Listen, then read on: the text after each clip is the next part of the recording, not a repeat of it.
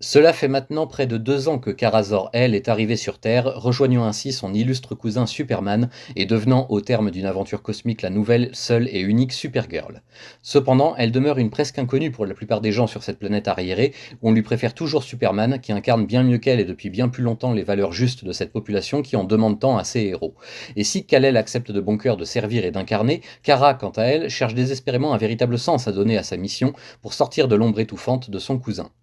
Même dans le lointain futur de la Légion des super-héros, il n'est question que de Superman, encore et encore, éternelle inspiration de tout à chacun en cette époque glorieuse entre toutes. Kara doit donc trouver sa place et définir clairement son utilité, ce qu'elle peut et veut faire de ses faramineux pouvoirs, tout en respectant l'idéal de sa famille, mais surtout leur mémoire. Il s'avère d'ailleurs, contre toute attente, qu'il n'y avait pas de message de ses parents dans sa capsule, aucun témoignage vibrant de la vie de Krypton avant la destruction, aucune dernière pensée adressée à la dernière fille de la planète condamnée, juste une mission répétée encore et encore: veille sur ton cousin. Mais à quoi bon puisqu'il est bien plus âgé qu'elle désormais et qu'il est très loin d'avoir besoin de son soutien et encore moins de son aide. Au détour d'une intervention aux côtés des Green Lanterns, Superman et Supergirl vont découvrir presque par hasard que le secteur de l'univers où ils se retrouvent alors se situe à un point idéal pour observer Krypton, ou plutôt son existence passée, à bien des années-lumière de là. Rien de plus simple en concentrant leur supervision, et Kara assiste donc à rebours à quelques instants volés de la vie de son foyer, de sa famille et surtout de ses parents, qui avaient bel et bien pour elle de tendres pensées, seulement bouleversées par la fin imminente de leur monde. Si Kal-El incarne l'espoir, cette valeur cardinale pour la maison L, Kara, quant à elle, est la survivance de Krypton en personne. Le message la concernant, il était bien là, dans la forteresse de solitude, parmi les archives holographiques de son oncle Jor-El pour son fils. En Kara, en son esprit et en sa mémoire, survivent tous les habitants de Krypton, et sa mission est de ne jamais les oublier, ni surtout s'oublier elle-même en chemin vers ce nouveau monde qui l'attend et attend à lui apporter, autant qu'elle a à lui apporter en retour. Mais soudain, alors que Kara venait peut-être de trouver la clé de cette paix intérieure qui lui échappe continuellement, une nouvelle contrariété surgit quand, au milieu d'un combat face à un certain Réactron au pouvoir cosmique, elle fait la promesse à un petit garçon qu'elle ne le laissera pas mourir. Une promesse normale pour elle, une vie entière pour lui. Car ce petit garçon est atteint d'un cancer du cerveau, inopérable, et n'a que quelques semaines devant lui en tout et pour tout. Ses parents, furieux après Supergirl, doivent maintenant tenter de lui expliquer que non, son héroïne ne peut pas vraiment l'empêcher de disparaître des suites de sa maladie, et qu'il doit continuer de s'y préparer, entouré des siens.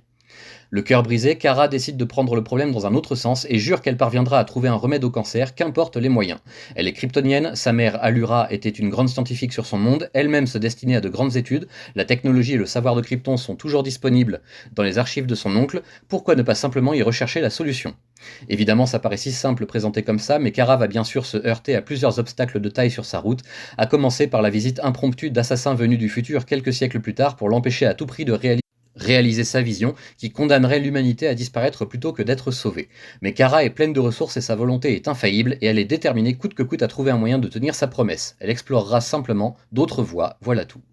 Par exemple, Resurrection Man, un homme des cavernes basiquement immortel qui dispose dans son ADN de la capacité de toujours revenir d'entre les morts à chaque nouveau trépas, qu'importe les circonstances, et à chaque fois doté d'un nouveau pouvoir aléatoire. Si seulement on pouvait isoler cette capacité unique dans tout l'univers et la répliquer, ou du moins la transférer dans l'organisme d'un être mourant pour justement contrer les effets de la maladie et empêcher le trépas d'intervenir, alors tout serait réglé pour tout le monde et pour toujours. Mais une fois encore, c'est un échec. Non seulement parce que le pouvoir de Resurrection Man ne fonctionne pas vraiment de cette façon, non sans parler du fait que son concepteur n'a aucune réelle intention de servir une juste cause avec cette invention, même si Kara le fait sortir de prison exprès, mais surtout parce que tandis que Kara parcourait le monde et accumulait les tentatives et les expériences, le petit garçon est décédé. Superman le lui apprend après avoir lui-même constaté le fait accompli 5 minutes plus tôt. Dévasté, Kara s'entête encore pourtant une dernière fois et repousse son chagrin à plus tard. Il est forcément possible de revenir d'entre les morts, les super-héros et les super-vilains le font pratiquement sans arrêt, pourquoi serait-ce totalement inaccessible pour un mortel qui avait toute la vie devant lui sans cette horrible maladie? Mais après un ultime combat contre la mort, Supergirl doit s'avouer vaincue. Détruite moralement par cet échec et tout ce que cela implique pour elle et les parents du petit garçon qu'elle voulait tant protéger de tout, Kara s'isole de plus en plus et même si dans le futur elle parvient peut-être à inspirer les gens pour le meilleur, là tout de suite elle se sent vraiment au plus mal et ne trouve aucune solution pour sortir de ce marasme. Vous connaissez la citation, l'enfer est pavé de bonnes intentions. Et c'est à mon sens exactement ce qu'il y a à retenir dans ce troisième tome des aventures de Supergirl dans les années 2000. Joe Kelly laisse sa place de scénariste à Kelly Puckett, qui décide de briser le personnage adoré des fans mais mal aimé de ses contemporains comme rarement on a osé briser une figure super-héroïque jusque-là. Toute la première partie sur la quête de sens de Kara pour son existence sur Terre et sortir à tout prix de l'ombre de son cousin, tout cela c'était déjà bien dense, mais c'est complètement balayé par l'atroce douleur ressentie au fond de soi quand on découvre la seconde partie de l'album, ce petit garçon condamné que rien ni personne ne pourra jamais sauver, ce malgré toute la volonté et tous les efforts de l'univers. Ce petit garçon, si on déroule la métaphore, c'est aussi un peu Krypton finalement, pour Kara du moins. Supergirl refuse de laisser son monde, réduit alors à un seul être lui faisant une totale confiance, disparaître à nouveau sous ses yeux sans rien pouvoir faire pour le sauver. Sa quête va l'amener à souffrir comme jamais, à devoir affronter l'échec final droit dans les yeux et admettre qu'elle ne peut rien faire, ce malgré tous ses pouvoirs incroyables et son brillant esprit en ébullition. Car il y a tout simplement des choses qui sont ainsi, font partie de la vie et ne peuvent en aucun cas être remises en question. Je ne vous cacherai pas qu'au départ, je me suis demandé si cette intrigue allait vraiment durer aussi longtemps dans l'album, car après tout, ce n'était qu'un genre de quiproquo malheureux qui pouvait très bien se résoudre en 2 cases à peine. Mais les artistes ont préféré exploiter cette histoire jusqu'au bout, afin que l'on ressente bien à chaque nouvelle expérience, à chaque nouvelle page, le temps qui poursuit sa marche et la mort qui attend au bout du chemin, inflexible. Il est des choses que l'on ne peut tout simplement pas changer, même si on le voudrait de toutes ses forces.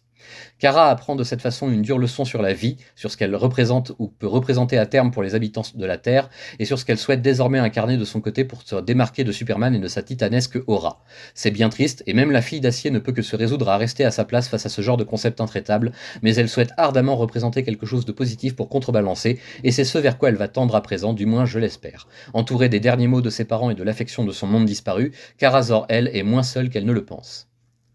Concernant les dessins, malheureusement, c'est très loin d'être aussi travaillé et glorieux que le scénario, bien au contraire même, c'est parfois franchement moche à regarder d'une case à l'autre suivant les perspectives adoptées et les postures des personnages. Je ne peux vraiment pas féliciter les artistes de ce 3e tome sur ce point, même si j'ai trouvé la partie confiée à Ron Randall de meilleure facture que celle abattue par Drew Johnson. J'espère de tout cœur que les prochains chapitres et prochains tomes seront bien mieux travaillés à ce niveau et confiés à de véritables experts de ce genre de personnages et de leurs aventures, histoire que ce soit enfin à la hauteur de nos attentes et de nos espérances.